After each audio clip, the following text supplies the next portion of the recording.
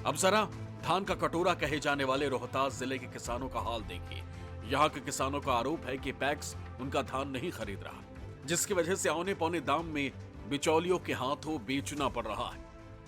सरकार की तरफ से निर्देश के बावजूद पैक्स में किसान जो है धान नहीं दे पा रहे हैं।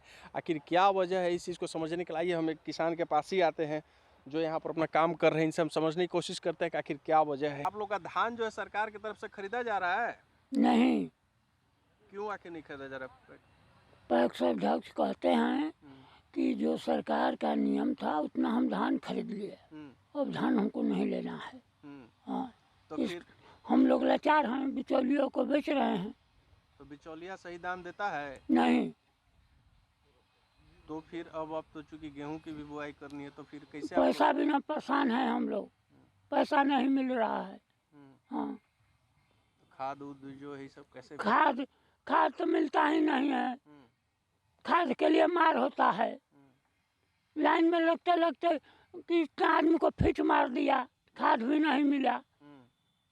पैक्स अध्यक्ष बोल रहे हैं कि जितना लक्ष्य था उतना खरीद लिए। अब सीसी आएगा, जब चावल जमा करेंगे तो सीसी में पैसा आएगा तो खरीदेंगे। तो फिर आप लोग अपने फसल धान को कहाँ? बिचौलिए को बेच रहे हैं। खाद बिया कहाँ से लाएंगे?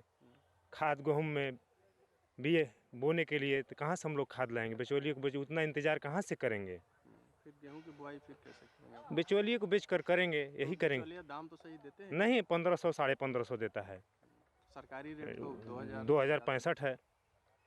तो इतने का फर्क हो जाता है? बहुत फर्क होता है, 400 रुपये का नुकसान होता है। रोहतास के ज्यादातर किसानों का यही हाल है। एक तरफ किसानों की समस्या है तो वहीं दूसरी तरफ पैक्स भी अपनी समस्या गिना रहा है।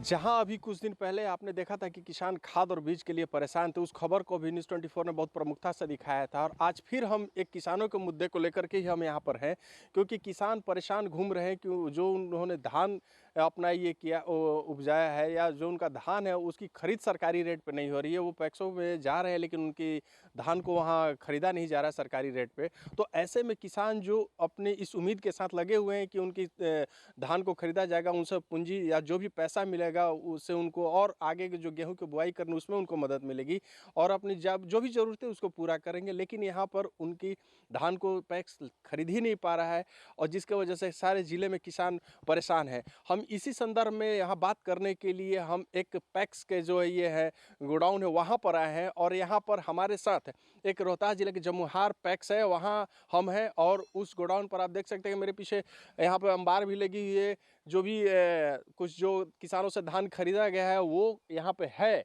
लेकिन जो सरकार की तरफ से जितनी खरीद होनी चाहिए थी किसानों से धान की वो नहीं हो पा रही। इस संदर्भ में हम बात करने के लिए यहाँ के पैक्स अध्यक्ष हैं, उनसे हम बात करते हैं कि समझते हैं कि आखिर क्या समस्या क्या है।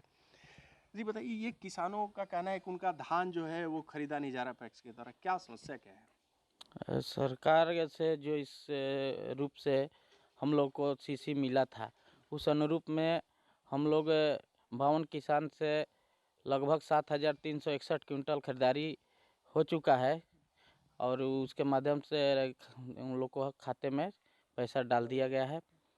रह गई समस्या कि जितना हम लोग के पास पैसा था, सीसी था, उस अनुरूप में हम लोग ने धान की खरीदारी किसानों से कर ली है। रही समस्या कि सारे किसान धान बेचने के लिए तैयार हैं और सरकार की जो नीति है, नियम है, उसके अनुसार ही खरीदारी करना है। तो उसमें हम लोग को एसएफसी में चावल देना होता है मिलिंग करा करके और तब उसके पास पैसा आता है एसएफसी में, एसएफसी हम लोग को भेजता है खाते में, तब जाकर फिर राशि आती है, उसके बाद ही हम लोग को धान खरीदारी करना पड़ता है। अभी मोटामोटी किसानों को किस दर पे दिया जा रहा है? धान के बदले कितना पैसा प्रति क्विंटल कितना दिया जा रहा है? 2040 रुपये प्रति है। 2040। तो ये बताइए कि असली समस्या है कहाँ? सरकार की तरफ से जो पैसा है उपलब्ध आप लोगों के पास उपलब्ध, इसके वजह से नहीं खरीद पा रहे हैं? पैसा जब तक चावल एसएफसी में हम लोग देते हैं उसका भुगतान जब तक नहीं हो पाएगा तब से हम लोग खरीदारी नहीं कर पाएंगे।